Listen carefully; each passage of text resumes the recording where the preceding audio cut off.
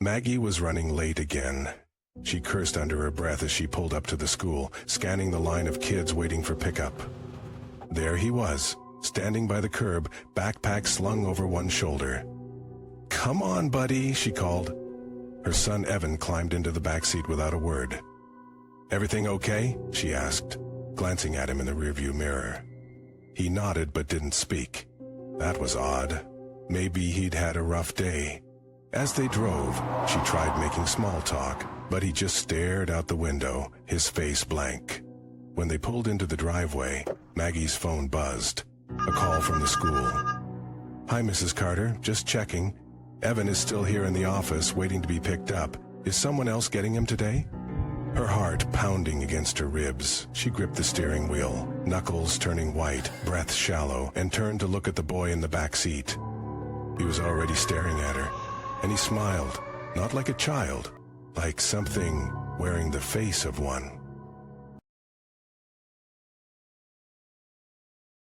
My sister has always had bad taste in men, but when she introduced us to her new boyfriend Zane, something about him just felt off.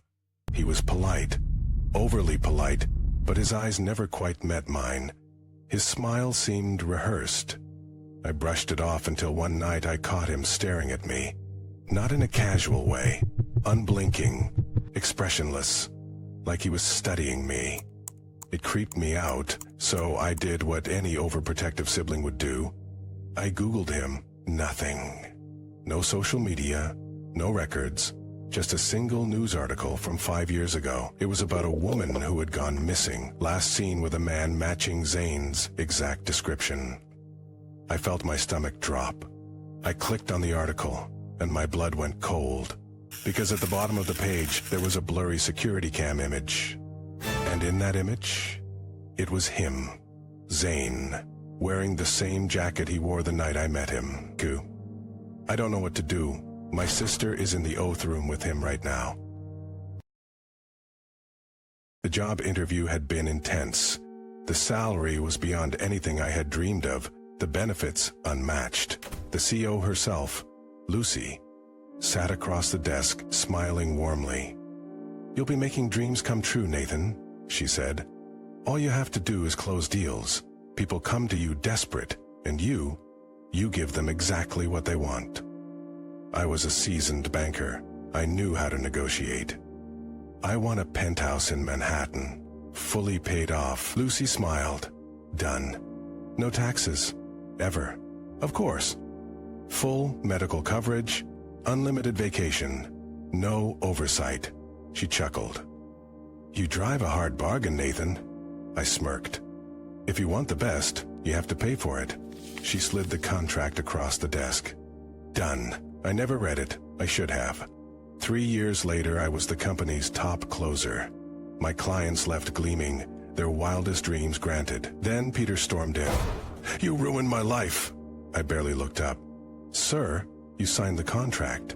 Grief draped across his face. "Yeah? And now my wife is dead." I frowned. "Your business is thriving," he scoffed. "You think that matters? She was my world, and now she's gone, because of you." Security dragged him away, but I couldn't shake the feeling that he was right. That night, I combed through old Phil East's. Patterns emerged. Deals that had given people exactly what they wanted at an impossible cost. A man who wished for fame, his family dead. A woman who begged for wealth, dead. By morning, I made my decision. I walked into HR and handed in my resignation. The woman behind the desk smiled. "I'm sorry, Nathan. You can't leave." I laughed. "That's not how quitting works." She typed something into her computer. "Your contract is still in effect." I leaned in. "I quit." That night, the emails came. HR. Subject. Notice request has been denied. From HR. Subject. Reminder. Subject. Reminder. The next morning I found a meeting scheduled. From Lucy. Subject. A quick chat. With a deep breath, I walked to her office. She sat at her desk, fingers steepled. "You've been causing quite a stir," she said. I didn't sit. "Look, I'm sorry. I'm done," Lucy sighed. "Nathan, you negotiated so well when you started." She slid a folder toward me. "My contract. You remember, don't you?" She tapped the page. "You wanted the best deal possible, and I got it." Her grin widened. So did I. Tapping louder, I finally read the fine print.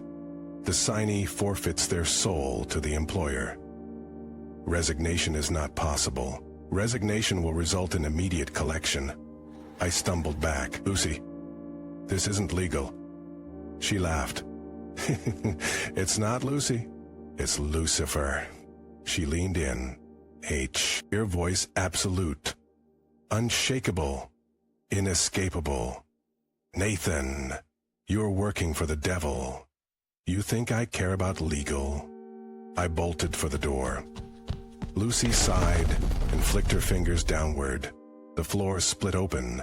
The heat hit first, suffocating, unbearable, eternal. I screamed as I plunged into flames. Sorry for my English. The last day of my internship, the boss asked me to go get some bottles in the cellar. I go there and everything, and kind of, since I'm alone downstairs, I do anything, like I dance and everything.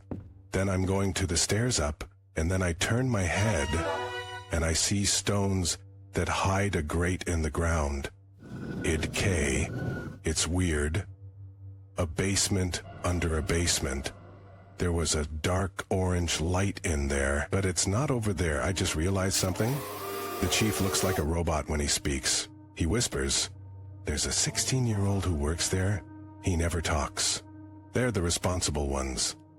It's two sisters, one who rarely talks, and the one who tell me what to do. And the worst thing about it is that the customers are also weird. It's always the same. All the days, like really. ALL, the same days. Imagine all this is just actors, and that behind the fake restaurant, it's a sect. Like you think of the Truman Show.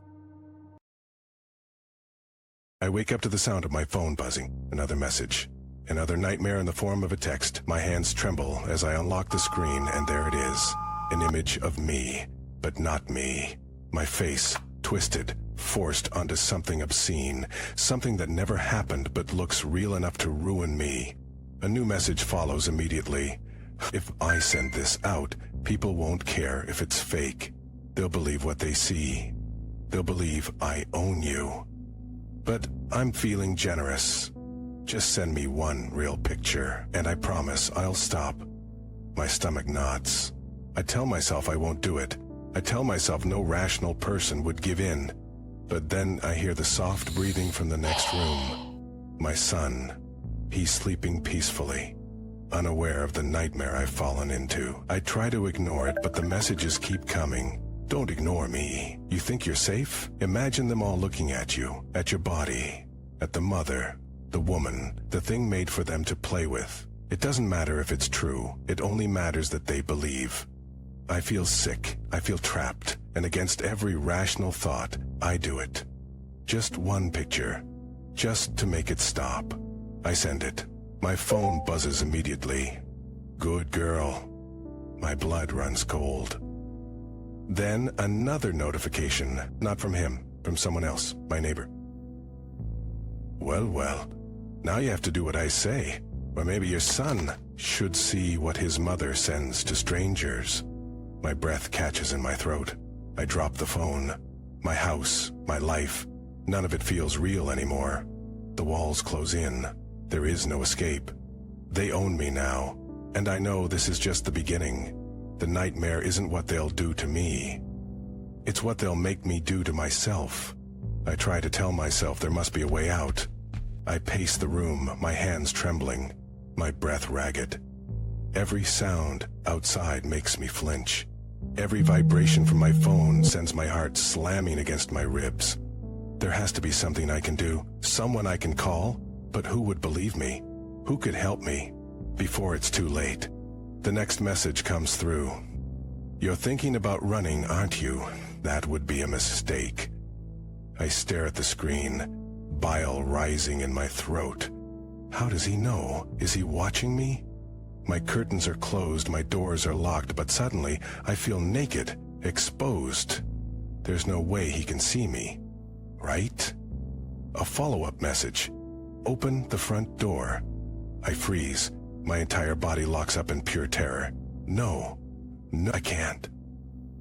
But I can't ignore him either. Every second of silence feels like it's tightening the noose around my neck. My phone buzzes again. If you don't open it, in the next 10 seconds I'll send your son's school photos to every contact in your phone with a little note about his mother's hobbies. I suck in a sharp breath. My feet move on their own, carrying me toward the door like a puppet on strings. My hands shake as I undo the lock. Slowly I pull the door open. Nothing. The night is silent. The street is empty. Then my phone buzzes again. See, you can be a good girl when you try. And then the last message for the night. We have more fun tomorrow. I don't sleep.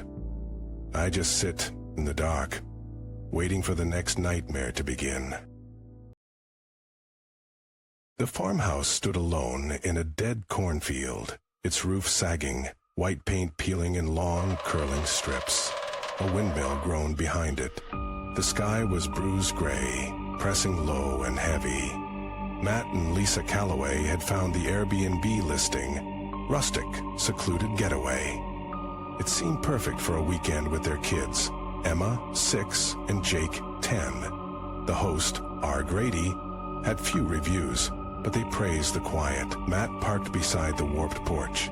The house watched them. He felt it. The air smelled of wet wood and something spoiled. Inside it was dim. The furniture was old but well maintained.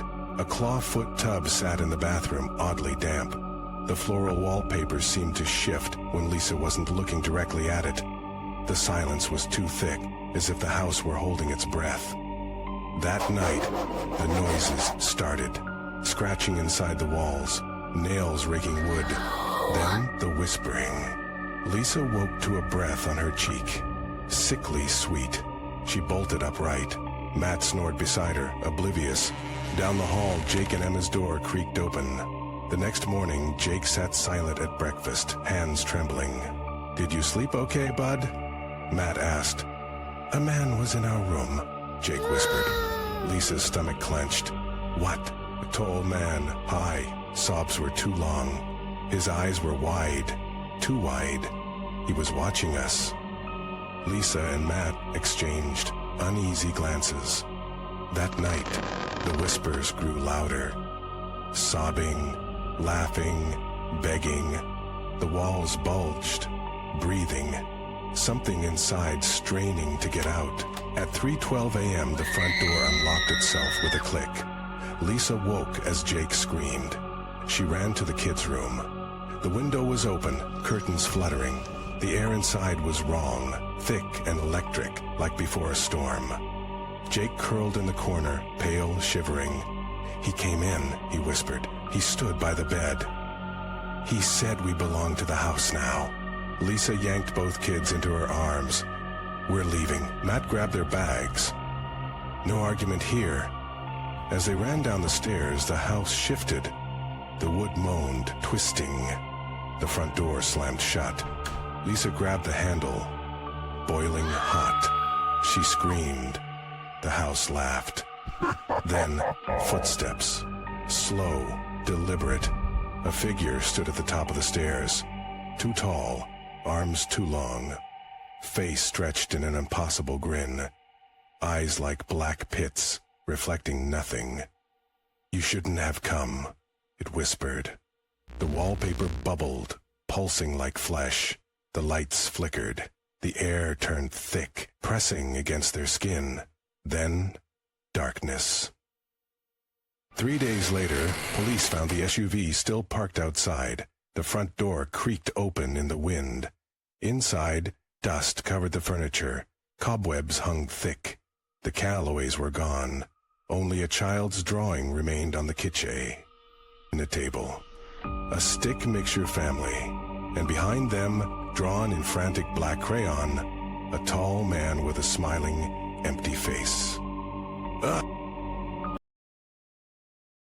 Ash had always been jealous. As a child, he envied the laughter of others, even those he didn't know. If someone won a race, he hated them. If a friend got a better toy, he wished it broken. It didn't matter if they deserved it. He wanted them to lose. But life had never been fair to him. No matter how much he schemed, how much he ached, he remained unseen while others thrived. His jealousy was his only companion, whispering what should be. A world where the fortunate fell, where the envied suffered. But he lacked the power to make it real, until he found a way. The ritual. The grimoire spoke of rogue souls, empty, thoughtless beings waiting to be given a purpose. Not demons, not ghosts, but something without will. Ash didn't want to surrender his jealousy. It was his. He only wanted to see through it, to watch it act, to witness its dark fulfillment. So he performed the ritual. Blood, candles, a sigil scrawled in desperate, trembling strokes. A shadow rose before him, shapeless, waiting. "Take my jealousy," Ash whispered. "Do as it wishes. Show me." The rogue soul did not question. It simply obeyed. Then it was gone. The wish fulfilled, the first death came the next day. A man Ash despised, one he had envied for. His perfect life was found crushed beneath a fallen billboard. Coincidence, they said. Fate. Then came the second. A woman he resented was struck by a car, her body folding unnaturally, her scream cut short. Day by day, the deaths continued. Each time, he felt nothing but satisfaction. He had no blood on his hands, no guilt, only his jealousy, doing what it had always wanted. But something changed. One night, as he sat alone in the dim glow of a candle, a pressure grew inside him, like something shifting, expanding. A voice slithered into his mind. "Do you have a body?" Ash stiffened. "What?" "I gave you purpose," he said, his breath uneven. "Yes," the voice answered, "but you kept something from me." A wave of cold spread through his limbs. "You exist because of me, you mindless freak." The whisper darkened. "Don't forget. Jealousy stems from desire. This is, therefore, my desire." His breath caught, his fingers twitched. No, not his fingers. His body had moved, but he hadn't willed it. Something inside him pulled. Pain lashed through his core, a deep, violent unraveling. He felt himself slipping, not dying, falling. Ash gasped, reaching out, but there was nothing to hold on to. Then he was outside, weightless, empty. Looking at himself, his body. It blinked, breathed, stood, and Ash was nothing, a rogue soul. His body flapped its fingers, testing them. Then it smiled. "You gave me purpose. Now, I take yours."